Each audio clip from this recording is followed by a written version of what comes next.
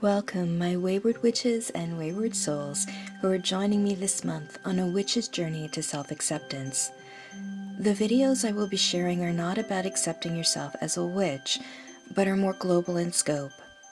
They are about the struggles and survived traumas, stereotypes, and narratives that we need to rewrite so that we can begin to accept who our true, authentic, beautiful selves are.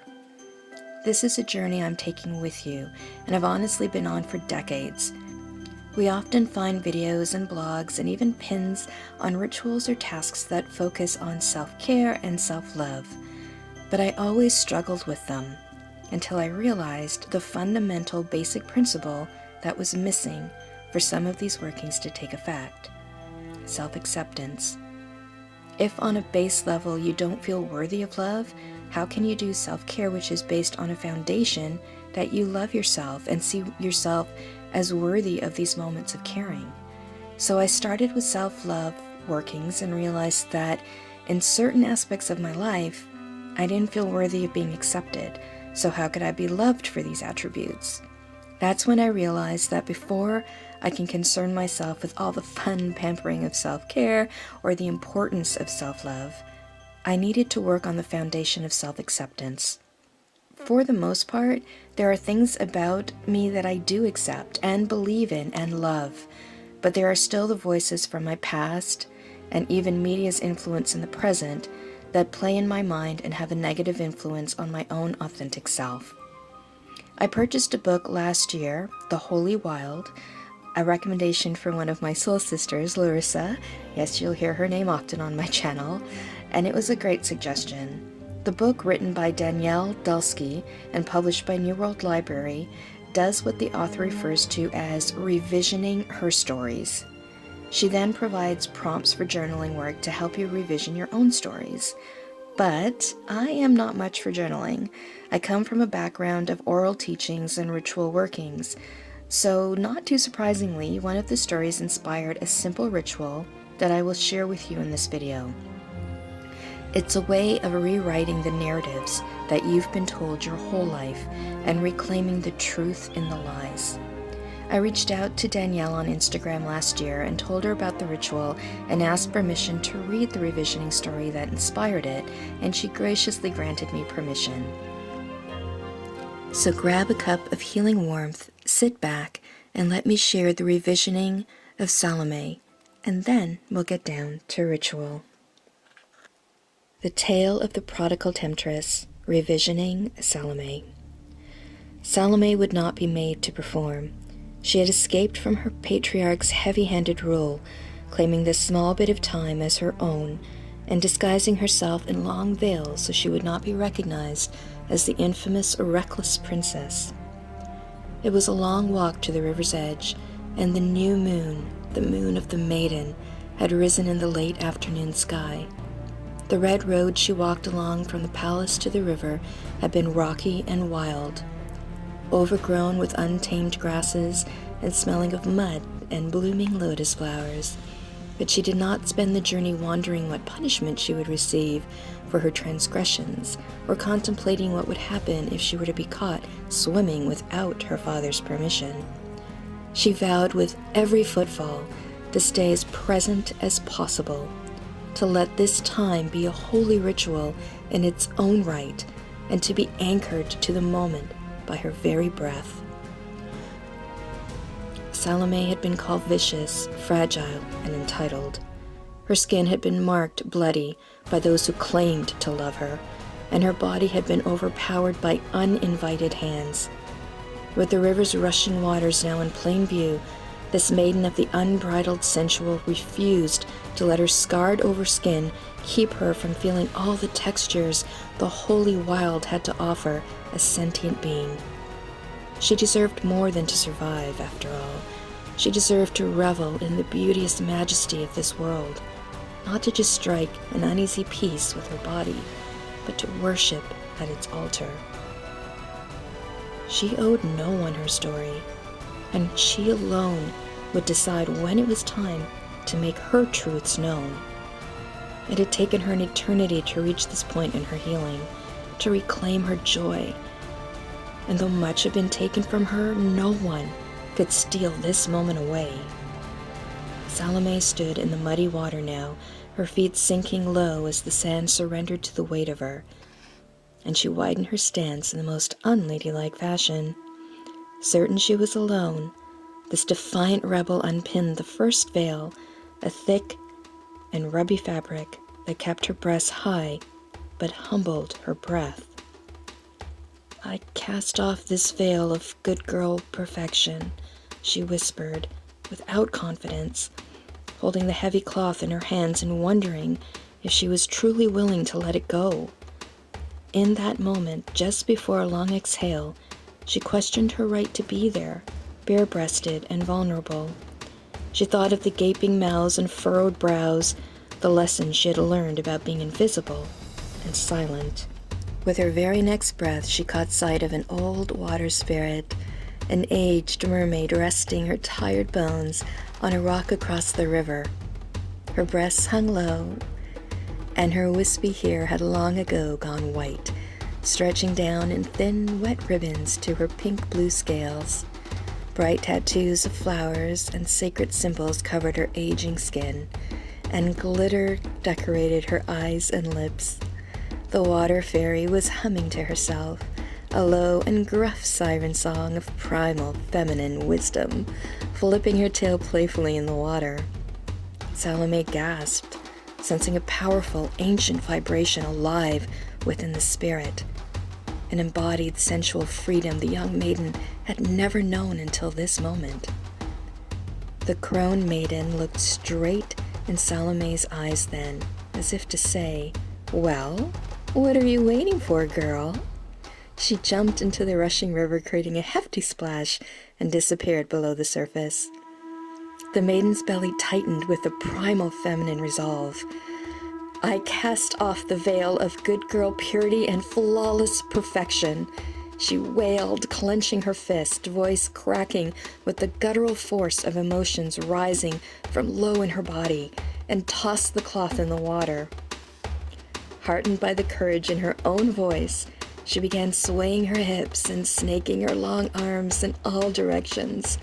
She untied 2 veils wrapped so tightly around her wrists that they had left red indentations made from a rough and knotted fabric that kept her heart from searching too hard for what it truly wanted, and her hands from caressing her own soft skin.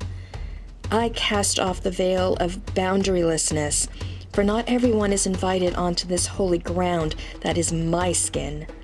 I cast off the veil of guilt." The fabric untwisted with the current when she tossed the veil in the water, and the priestess watched them wreathe like baby river serpents as the flow carried her binds away, leaving her to dance like a holy sorceress whose greatest magic was born of stirring the sacral well low within her pelvic bowl. Salome cupped some water in her hands and baptized herself in the name of sacred sexuality.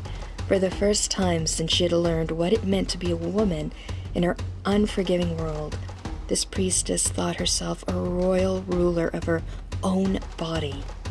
Turning slowly and with much grace, she unwrapped a long silken veil from her waist. "I cast off the veil of sickeningly sweet surrender. This flesh, these bones are mine and mine alone." The fabric bobbed along the riverbank in time with her heartbeat, and she swore she saw a small horned creature catch it in its teeth and drag it to the bottom. She moved viciously now, splashing and bounding downstream and shrieking in sheer hedonistic delight. She unknotted 2 more veils from her hips and sent them off to drown. "I cast off the veil of original sin. I'm no humble object to be burdened with the collective human evil. I cast off the veil of God's judgment. I confess nothing to those who think me wicked, and I sever any ties to my bloodline that may keep me caged by property, morality, or laws written by men." Salome was soaked, dripping with sweat, mud, and self-seduction. Only a single veil remained, but its knot was infuriatingly tight. The maiden struggled and cursed in a fit of anxious panic, and her blasphemous words were met with shocked gasps. She looked up from her work and saw that she had traveled far from the isolated part of the river, far from home, and far from who she used to be. Disdainful eyes scowled at her from all directions, and mothers covered their babes' eyes. These mocking monsters shamed her with their eyes, and their whispers and judgment washed over her in waves of harsh sound. These heavy sighs and murmured names that cut at her like daggers. Slut and whore, they called her, and her wild heart all but stopped until she realized the words they were wielding as pitiful weapons held no meaning for her. This was not the mother tongue, and there was no room in the goddess's lexicon for words that would demean a woman's sensual autonomy.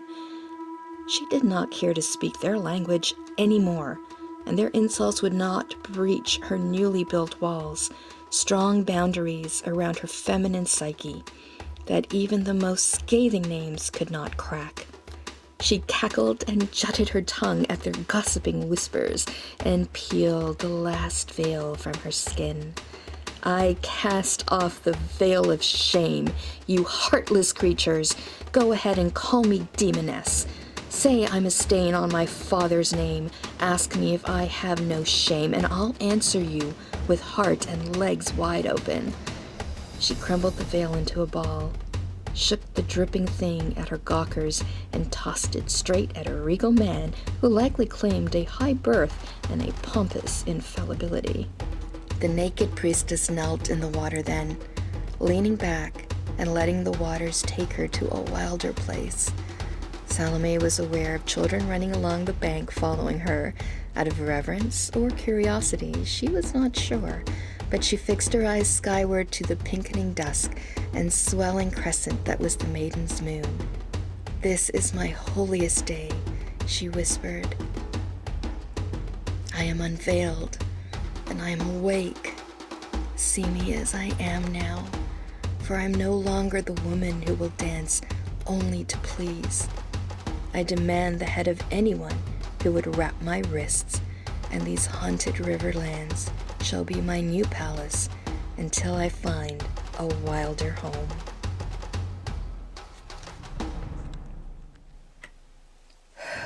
Wow. I mean, her revisionings are so powerful. And as Salome removed her veils and discarded them in the waters, I envisioned words written on them and the water dissolving them away. The words of the patriarchy, in her instance, but the words of abuse repeated time and again to me as a child, by society as an adult, and even by myself over time. If you hear something enough, you do start to believe some aspects of it, even if you might be fighting the individual who's saying them to you at the time, denying their truth. Some of it does get through. The words, like her veils, were bound around me, tight and restrictive, limiting my potential, my truth. As she shed the veils, revealing her truth and bearing her truth, I began to formulate this ritual. It's a simple one, but you can add layers to it as I have. For the base ritual, all you need are items you can pick up at your local Dollarama. I purchased thick stock sketch paper and water-soluble non-toxic markers. You can also use watercolor pencils, but I will explain shortly why it may not be the best option.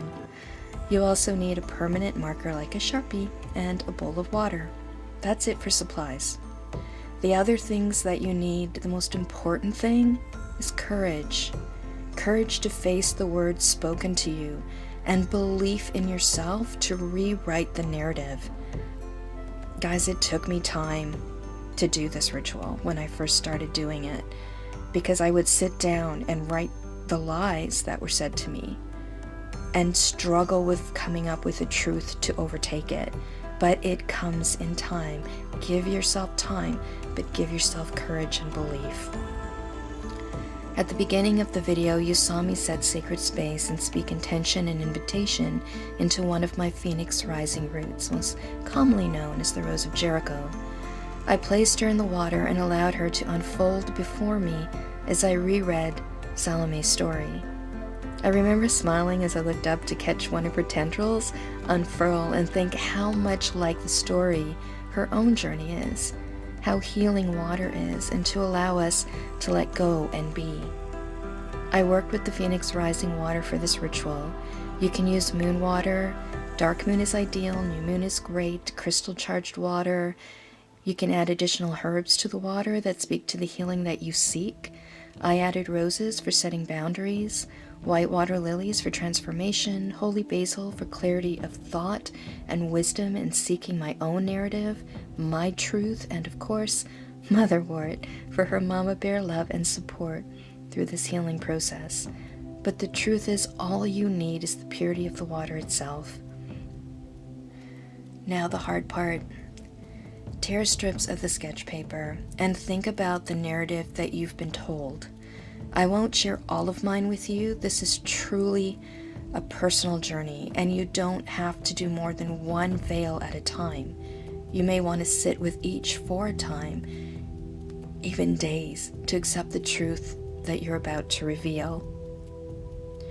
Write that false narrative, that lie that you've been told about yourself, with the watercolor markers or pencil on the paper.